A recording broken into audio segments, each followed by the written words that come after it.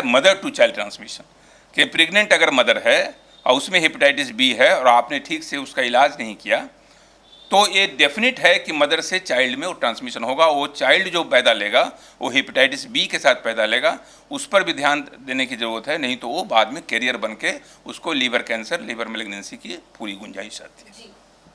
Doctor साहब, एक चीज़ ये दर्शकों के लिए समझना बहुत ज़रूरी है कि हेपेटाइटिस बी के जो लक्षण हैं उनकी पहचान किस तरीके से की जा सकती है, कैसे समझा जाए कि हेपेटाइटिस बी की जो बीमारी है वो हो सकती है?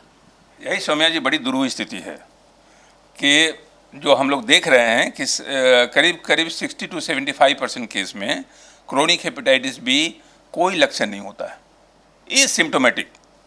आप गई कोई सर्जरी कराने के लिए, आपका टेस्ट हुआ, पॉजिटिव निकल गया। आप कोई डॉक्टर के यहाँ गई, कोई दूसरे आप बुखार लेकर के, उनका जांच हुआ आपका, उसमें निकल गया। तो ये सिम्टोमेटिक होता है। इसलिए आपको कई बार आप ब्लड ट्रांसफ्यूजन देने गई, किसी को ज़रूरत है खून देने की, आप देने गई, वहाँ जो टेस्ट हुआ स्क्रीनिंग टेस्ट, उसमें आपका पॉजिटिव आ गया, तब आपको पता चला कि हेपेटाइटिस बी का वायरस आपके अंदर पल रहा है। तो अगर लक्षण आ जाए तब तो आप सचेत हो जाइएगा।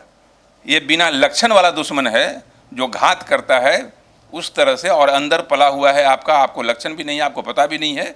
इसलिए ब्लड टेस्ट तो ऐसा मैंडेटरी कहा जाता है कि आप कराते रहें, खास करके हेपेटाइटिस बी की स्क्रीनिंग अगर है तो आप सचेत हो जाइए। डॉक्टर साहब, अब एक ऐसी बीमारी जिसके ज़्यादातर केसेस में कोई लक्षण भी नहीं है और घातक भी बहुत ज़्यादा हो सकती है, तो ऐसी बीमारी, इस हेपेटाइटिस बी से बचाव किस तरीके से किया जा सकता है? बचाव का बस एक ही तरीका है, जो मैं बार बार इस बात को एम्फसाइज कर रहा हूँ, इस बात को बार बार जो है दोहरा रहा हूँ कि अब जो ब्लड ट्रांसफ्यूजन के पहले तो आपका स्क्रीनिंग हो ही जाएगा। कहीं भी अगर आप इंजेक्शन ले रहे हैं सब तो डिस्पोजेबल नीडल तो रखिए ही, अगर उसकी सुविधा नहीं है तो उस नीडल को स्टरलाइज जरूर कर लीजिए। कभी भी एक का जो है वो सेफ्टी रेजर, टूथ ब्रश दूसरे व्यक्ति चाहे कितना भी क्लोज हो उससे शेयर मत कीजिए, क्योंकि आप उसका स्टेटस नहीं जान रहे हैं। तो ब्लड को, अपने ब्लड को दूसरे से बचा के रखें। दूसरी चीज़ कि सेक्सुअल रिलेशन कभी भी बिना प्रोटेक्शन के न करें, हमेशा कंडोम का इस्तेमाल करें, क्योंकि उससे आपको हेपेटाइटिस बी से बहुत हद तक निजात मिलेगी।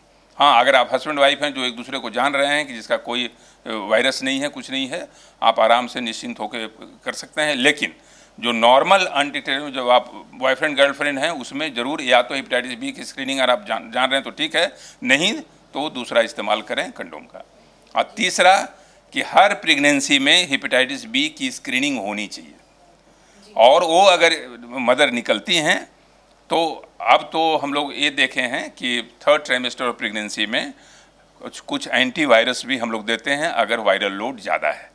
वायरल लोड ज़्यादा है, एंटीवायरस, और जैसे ही बच्चा जन्म लेता है उस समय उसको हेपेटाइटिस बी का वैक्सीनेशन और इम्यूनोग्लोबिन सब पड़ जाता है, ताकि आगे चल के बच्चा कम से कम हेपेटाइटिस बी के वायरस से, इस खतरनाक, इस दुर्दांत वायरस से उस बच्चे को मुक्ति मिल सके। तो ये तीनों ट्रांसमिशन का जो रूट है उसको अगर आप ब्लॉक कर देंगी तो इसका संचरण रुक जाएगा और हमारा समाज बहुत हद तक उन्मुक्त रहेगा हेपेटाइटिस बी से।